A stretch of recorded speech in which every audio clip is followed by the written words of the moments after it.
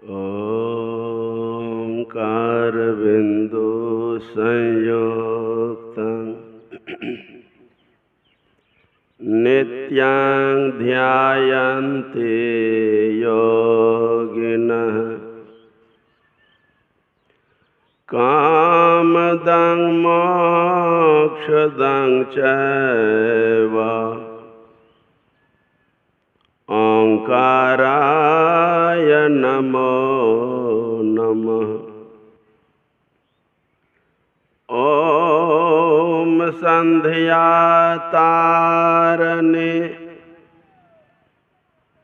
सर्वदुःख निवारणे संध्या उच्चरै विघ्नटरै पिंड प्राण की रक्षा श्रीनाथ निरंजन करे। ज्ञान धूपं मनः पुष्पं पंचेन्द्रिय हुतासनम् क्षमा जप समाधिश्च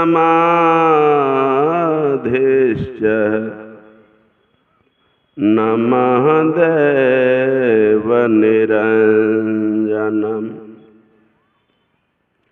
अखंड मंडलाकारं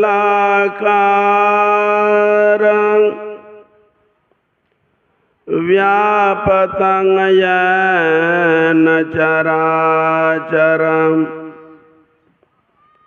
तत्पदं दर्शितं येन तस्मै श्री गुरवे नमः।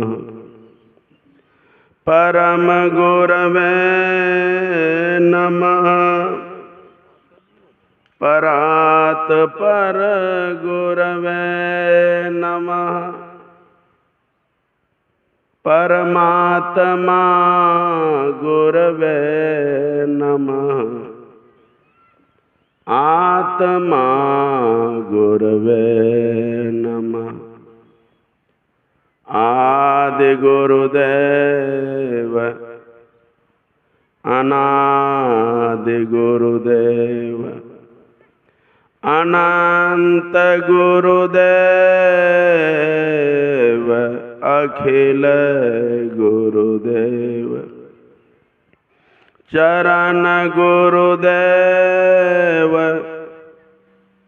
शरण गुरुदेव।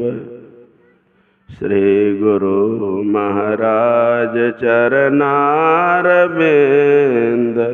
नमो नमस्ते। प्रेम से बोलिए श्री सद्गुरु। प्यार से बोलिए श्री सद्गुरु। लगता है आपका संख्या कुछ कम है क्या? भले मंच पर विराजमान श्रीमान जनों की संख्या कुछ कम हो सकता है।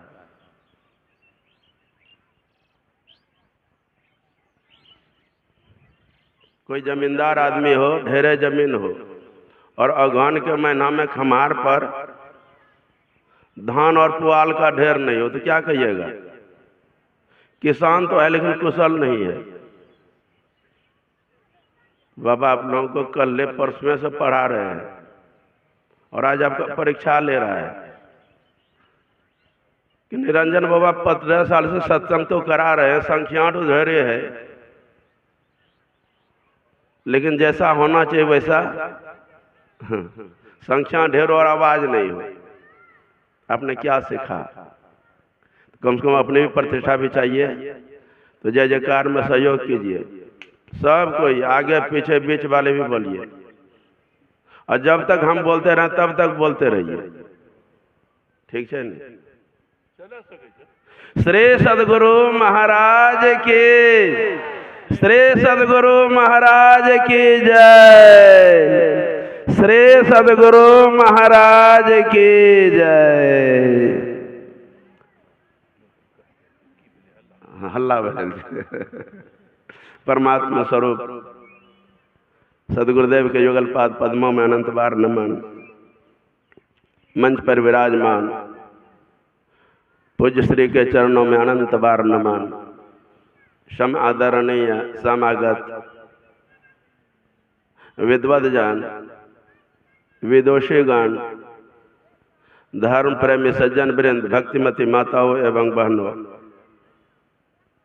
जैसे आप जान रहे हैं सदगुरु महर्षि में हृदय धाम सत्संग आश्रम के सौजन्य से गत 2011 ईस्वी से हो रहे इस 18, 19, 20 फरवरी के अधिवेशन का आज 2025 ईस्वी 18, 19, 20 का अंतिम पालिका सत्संग है। पता नहीं आपको कैसा लगता है कि ढेरे दिन से हो रहा है कि अभी शुरू हो रहा है। हमको तो नहीं लग रहा है कि कल परसों से हो रहा है, लगता है अभी शुरू हो रहा है। किस तरह से 3 दिन समय हम लोगों का बीत रहा है या बीत गया पता नहीं चला। जिस ज्ञान गंगा में हम लोग अवगाहन कर रहे हैं ना, यह कोई नदी नाला में डुबकी लगाने की बात नहीं है, बल्कि प्रयागराज संगम में डुबकी लगाने की बात है। और जो संगम में डुबकी लगा लेते हैं ना, उसके जीवन बड़े आनंद लगता है। हम डुबकी लगाए, पूज्यपाद बाबा ने, श्रीमान मंच पर जो विराजमान हैं, सबों ने अमृत वाणी की वर्षा की और आपने खूब अवगाहन किया। अभी अभी पाठ में आपने सुना कठोपनिषद की वाणी। कठोपनिषद में भगवान जमराज और नचिकेता का संवाद है। नचिकेता है किशोर कुमार, छोटा, ज्ञान में बहुत वृद्ध है। जमराज से भेंट होने पर उन्होंने अपनी कुछ शंका का समाधान हेतु कहा कि महाराज बताएं कि आत्मा क्या है। जब आत्मा के संबंध में पूछा ना, तो जमराज भी नचिकेता को ऊपर नीचे देखने लग गया। है बच्चा और आत्मा की बात बोल रहे हैं। क्यों देख रहे हैं? इसलिए कि जमराज को भी आत्मा का पता नहीं है या ज्ञान नहीं करा सकते हैं।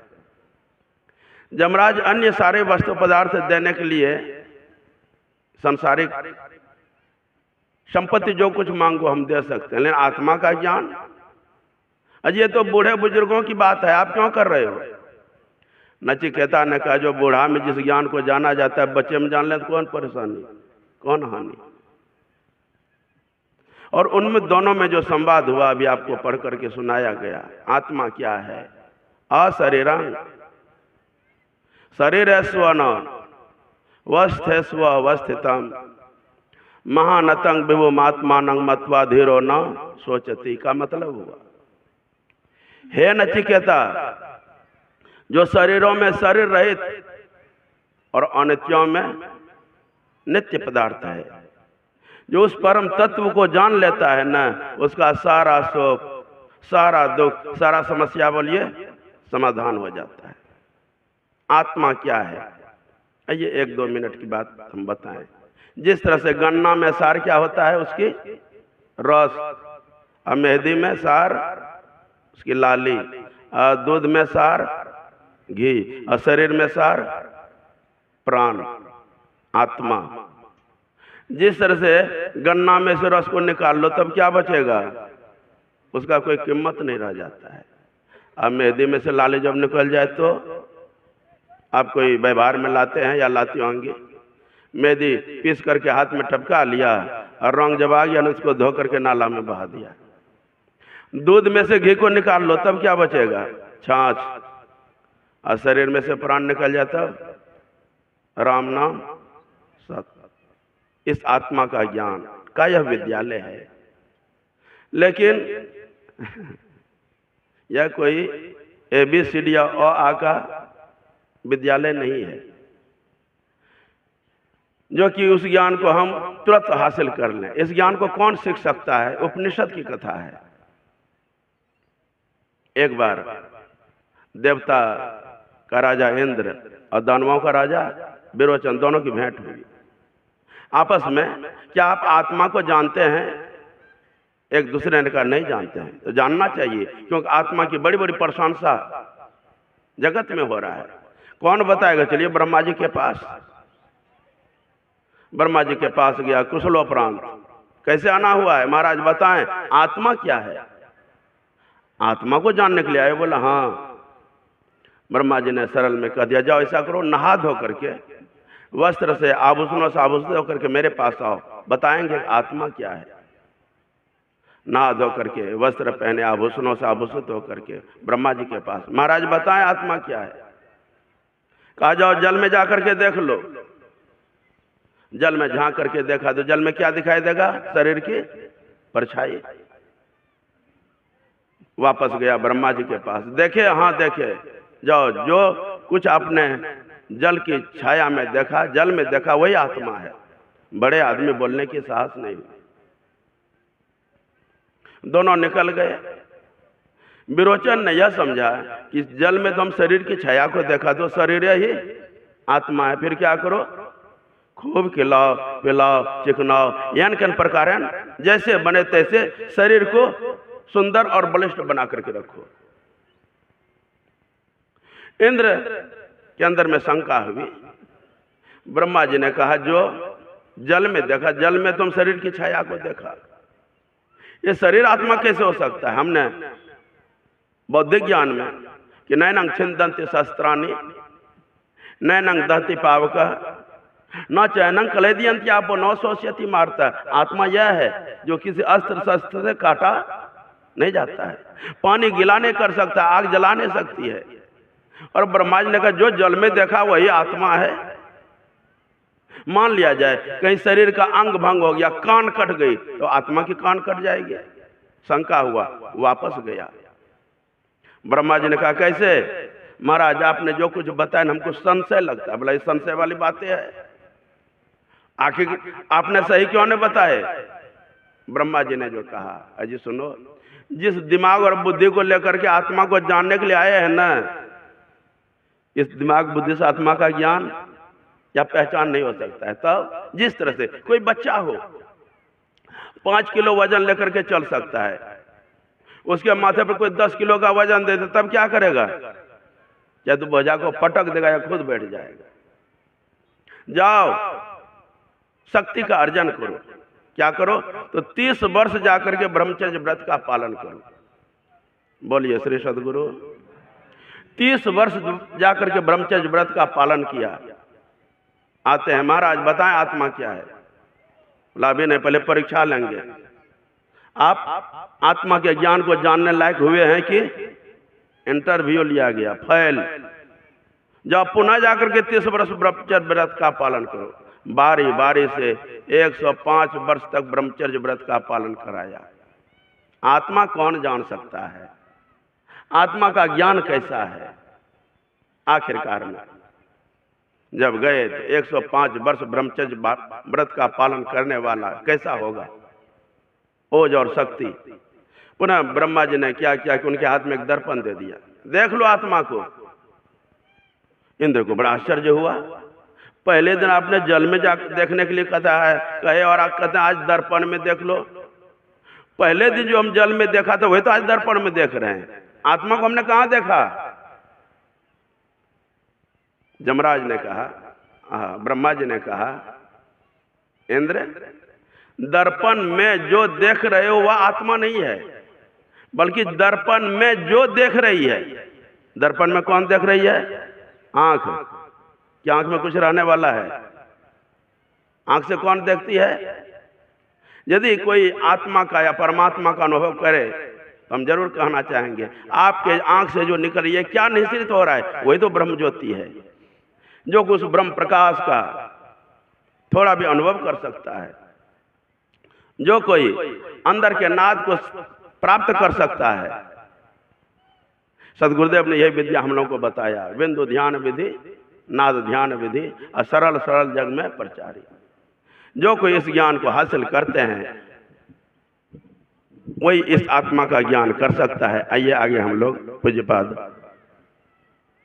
बाबा से उनकी वाणी को सुने।